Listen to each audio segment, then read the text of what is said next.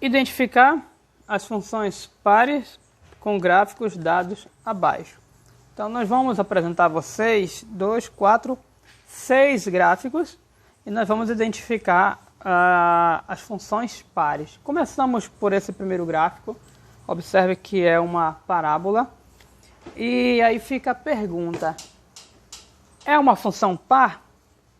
Pois bem, a gente pode usar a questão do espelho, olhando o eixo Y, ver se ele é um espelho, e nós temos uma conclusão se é par ou não.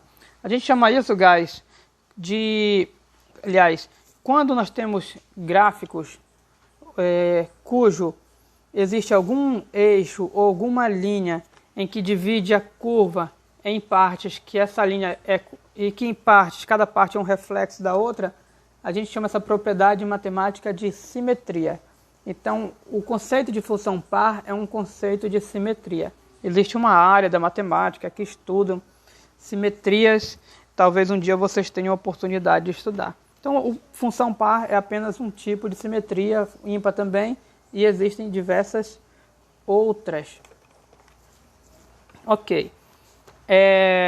Então, essa função aqui é uma parábola, e essa parábola aí é gráfico de uma função par? Pois bem, perceba que o lado esquerdo ele é um espelho do lado direito. O lado esquerdo ele é exatamente igual ao lado direito, espelhado no sentido oposto. Enquanto aqui está subindo, se você andar aqui no sentido oposto, também vai estar subindo do mesmo jeito, com a mesma curvatura. Então aqui é função par, ok? Então vou colocar aqui, não só par, não, colocar aqui, ó, função par. Pois bem, o próximo é uma função par? Veja bem, vamos verificar se nós temos a questão da simetria em relação ao eixo Y, se o eixo Y funciona como espelho. Caminhando aqui no sentido da esquerda para a direita, a gente vê que o gráfico vai fazendo umas ondulações e vai subindo. Caminhando daqui para a esquerda, ou seja, no sentido oposto, o gráfico continua fazendo umas ondulações, mas no lugar de subir, ele passa a descer. Então, guys, aqui o eixo Y não está funcionando como um espelho para esse gráfico aqui. Se ele fosse um espelho para esse gráfico, seria mais ou menos, aqui faz uma curvinha, aqui vai fazer uma curvinha também. Então o restante do gráfico seria mais ou menos assim. Aí sim nós teríamos um espelho. Isso aqui é o reflexo dessa parte. Então nós não temos essa parte aqui. Então esta função não é par. Não é par. Ok? Pois bem. Então vamos para o próximo. Próximo é par? Veja bem, parece uma parábola, mas não é uma parábola, guys, porque aqui tem uma mudança de... Aqui eu começo com uma concavidade, aqui muda a concavidade. Perceba que a curva, eu vou dar um zoom, ela começa com essa curvatura puxada para cima e depois a curvatura dela já está puxada mais para baixo, que é a concavidade, na verdade. Então, essa função não parece, mas não é uma parábola. Mas vem a pergunta, não é se é parábola ou não, a pergunta é se é par ou não. Essa função é par? Veja bem,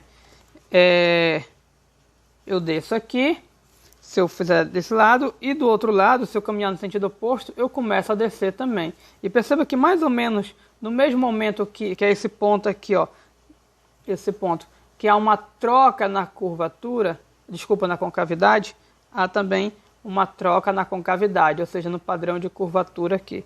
Então tudo indica que esse pedaço é um reflexo desse aqui, então essa função é par. Vou colocar aqui apenas par. E essa é par? Veja bem, se a gente olhar esse pedaço aqui, o outro lado é exatamente o reflexo desse pedaço aqui, ou seja, tudo leva a crer que isso é uma função par. Mas, na verdade, guys, esta curva aqui sequer é gráfico de função.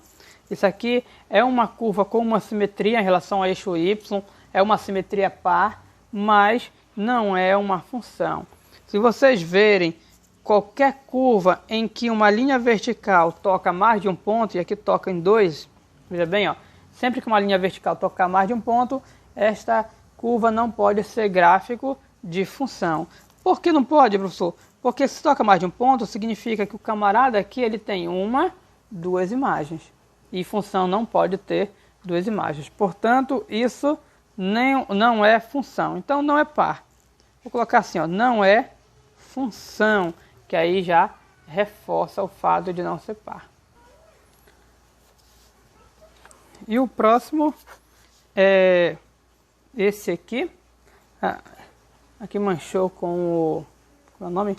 Marcador. Usei o marcador como régua e acabou pegando aqui.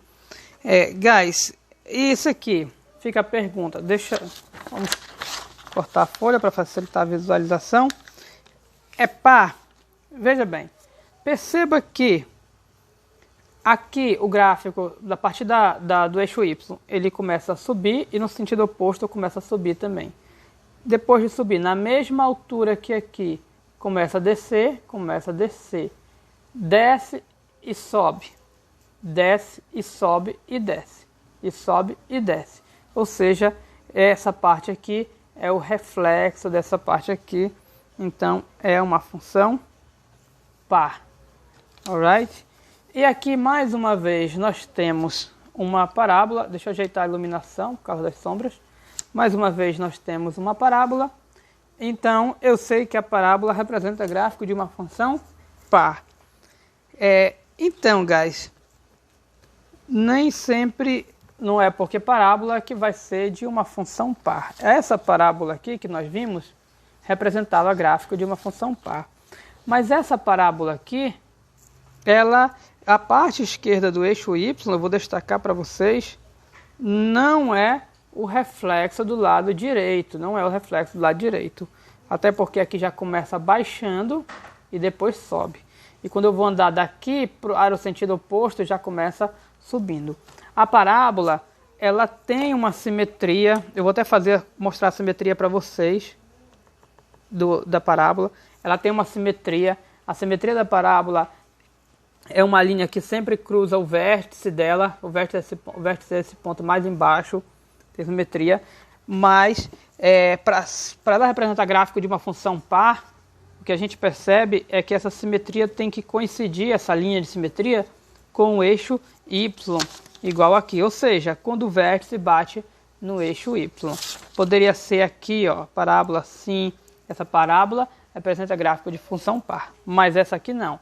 Ela tem a simetria, uma simetria par, por sinal, mas ela não é uma função par, não confunda as coisas, não é uma função par, porque o lado esquerdo do y não está sendo exatamente o reflexo do lado direito. E tudo por culpa desse vértice aqui que está deslocado.